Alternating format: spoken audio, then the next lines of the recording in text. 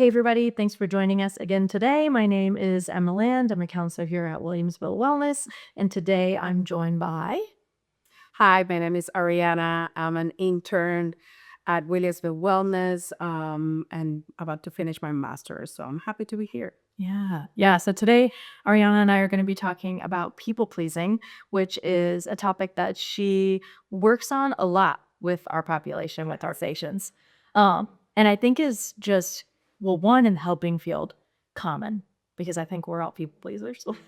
But then just in general, I think people pleasing is very common and something that we kind of struggle to maybe admit or know how to change, like figure out what to do about it. So tell me a little bit about what sparked your interest in people pleasing as a topic.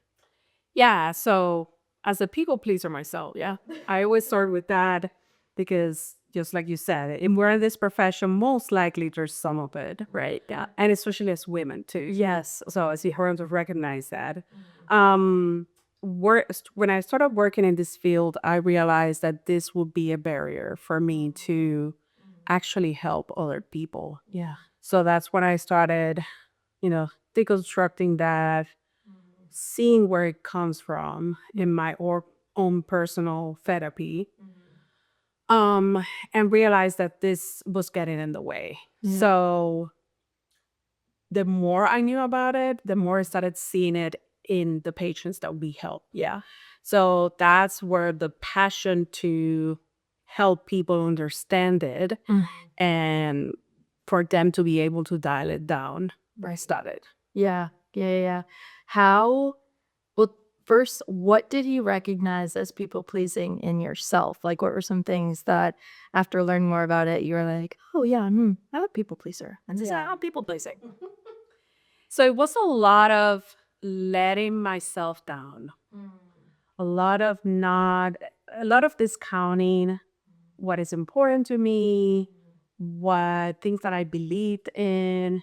And it's not that I was not being aware of them, Yeah. but I felt like I couldn't share them. Yeah. And it was a lot about maintaining an image that I thought people needed to see from me. Yeah. Nobody had told me that I had to do this. Very self-imposed. Like learned over time almost of like, if I don't show up in this way, it will be a disservice to others. Like they need me to be this. Exactly. Yeah. And that kind of reminds me of in this one book that I love called How to Do the Work. They talk about like inner child archetypes, and one of them is the yes person, which to me is like it always makes me think people pleaser because it's this person who not just says yes to everything, but kind of like abandons themselves if it will make someone else happy. And one of the examples that they give is like, let's say you were talking about the movie like Finding Nemo, and I had never watched Finding Nemo.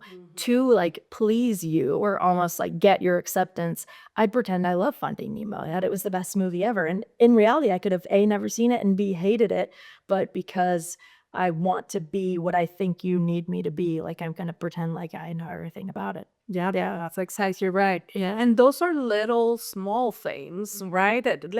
That doesn't have a lot of consequences. Yeah, right. For you hearing this might think, oh well, but that's not a big deal.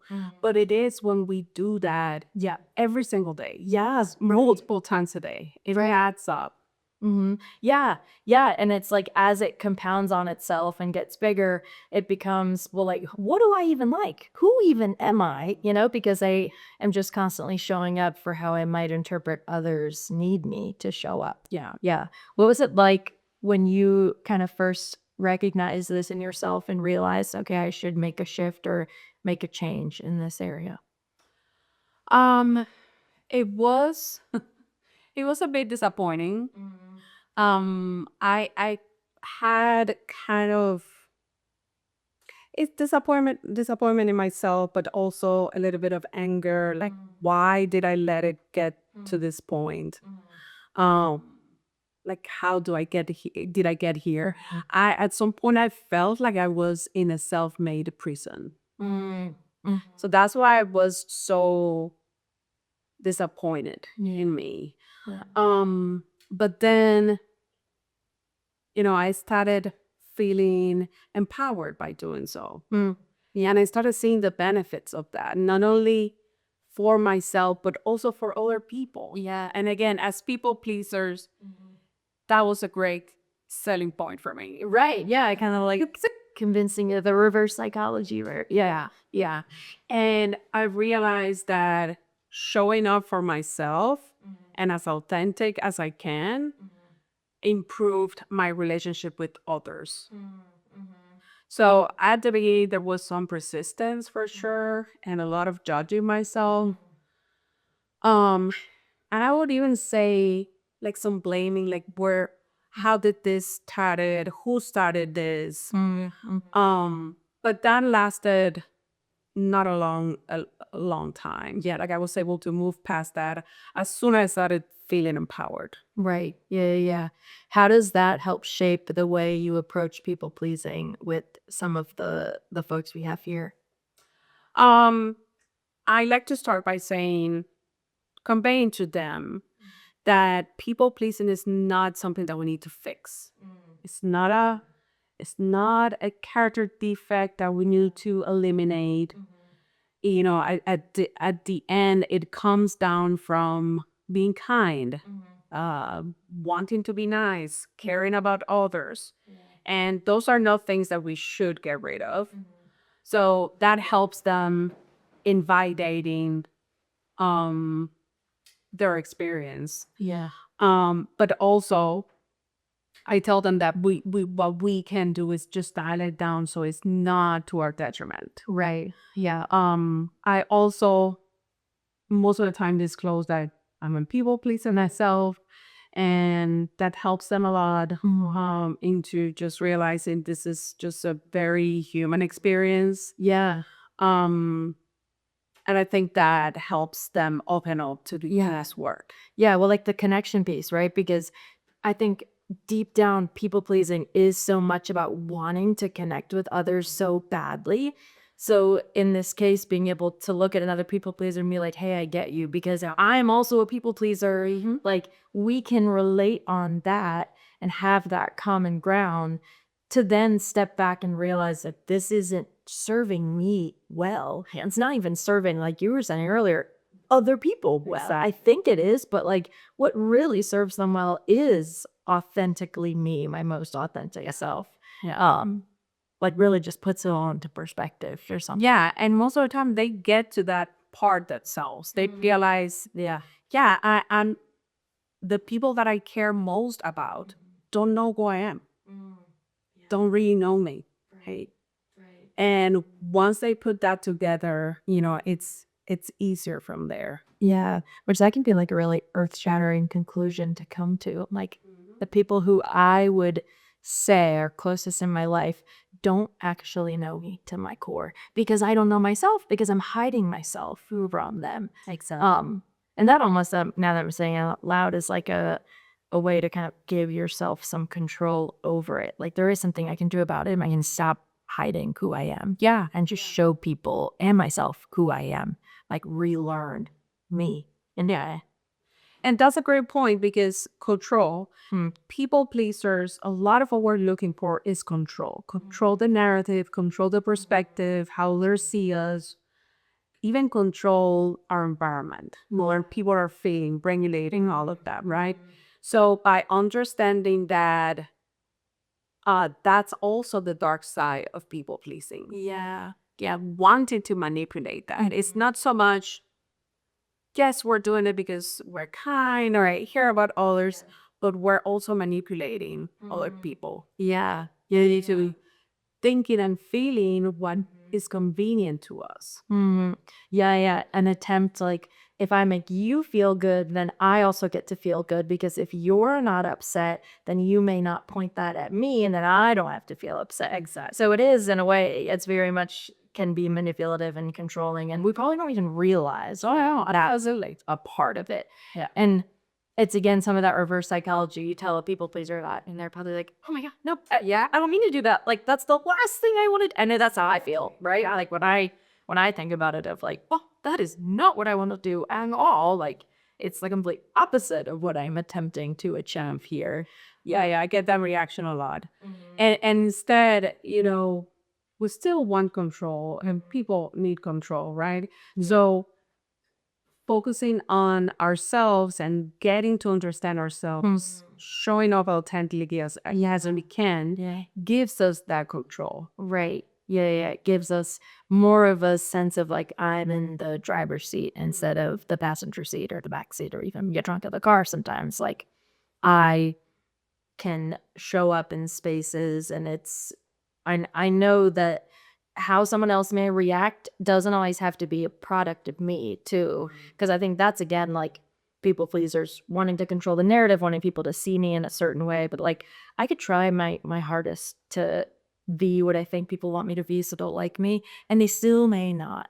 So it's like if I'm showing up authentically, then how they react is not about me. It says more about them. That's a hard truth. Yeah. That people learn when deconstructing the people pleasing, and at the end of the day, you're having your own back. That's your gain there, Right. Yeah, yeah. and that's why you have some control of. Yeah. What do you feel like are some common hurdles someone who is new to deconstructing people pleasing they face at first? It's definitely the low self-worth. Yeah.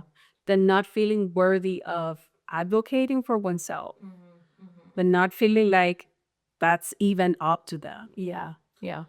So people pleasing is very tied to self-worth. Yeah. Honestly, if you're working on people pleasing and doing good work, self-worth will increase. Yeah. Pretty much on its own. Right. And it complements each other very well. But yes, we need to go down to the belief. Why are you people pleasing?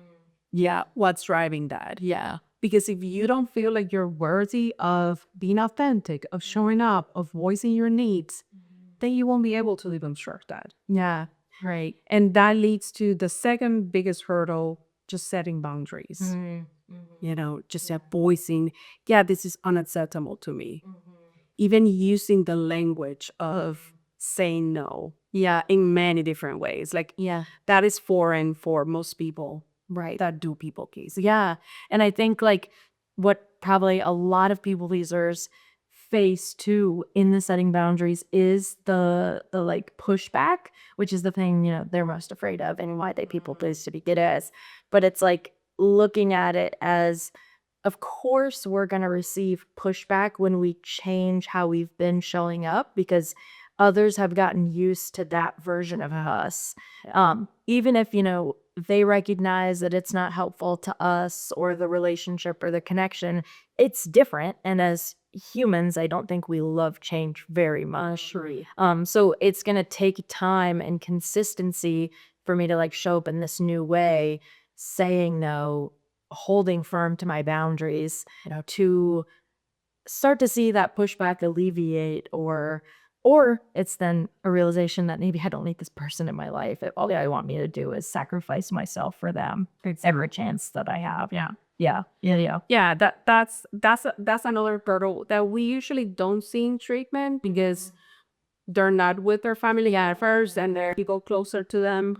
But I do try to warn them about that. Like, yeah, once you're back out there, people are gonna see the change, right? And they're gonna tell you, oh, you've changed. And that is going to sound uncomfortable for them and they're you. Right.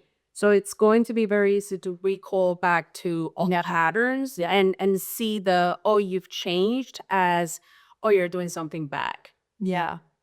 So yes, all we can do here in treatment is warn them about that. Yeah. And let them know that, yeah, that is part of the process. And it's very important to understand doing all this work doesn't mean that you're going to feel good about it. You're going to feel guilty. You're going to feel like you're doing something wrong because again, those are the beliefs that are very ingrained and usually happened in childhood. Yeah. So it's doing the work despite those thoughts and those feelings. Right. Acknowledging them and still do it. Yeah. Yeah. And with time, it gets easier to move past them. Again, it's not ignoring them because they're going to be there. Right. I would say they have never gone away from me. Yeah. Same. And it's fine. But now I'm like, yeah, I recognize why I feel that way. I'm still going to do what's best for me. Yeah. And that's, I think, what, we're working towards, or what people who are deconstructing people pleasing are working towards. Not, like you said, an absence of any of those feelings of guilt or the fear of confrontation, kind of some of the roots of why I people please.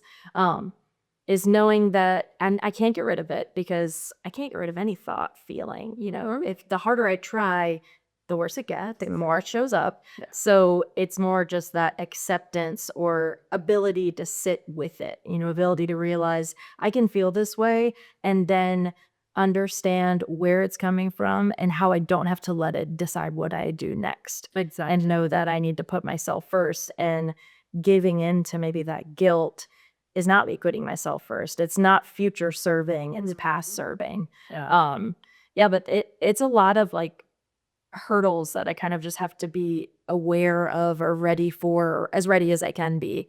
And I know that's a lot of like what you're attempting to do with people here, because you are so right. This environment is not what they're headed home to. Yeah. We are not the people they need to stop people pleasing with. They might try to people please with us a little bit, but it's different. And they do, and they also practice here. Yeah. Setting small boundaries and having their own back, advocating for themselves. But here, I feel like it's easier because they're not going to see many of us ever again. Right. It's a very controlled environment, so it is easy, and they get to do it. But the real stuff happens once they're back to their environment, to the people that really know them. Yeah. Yeah. What would you say is like one of the most helpful things to remember when you're back out there, when you start to feel the guilt, like when you have the urge to flee back into your people pleasing tendencies? I would say recognizing or reminding yourself, where has people pleasing gotten you to this point?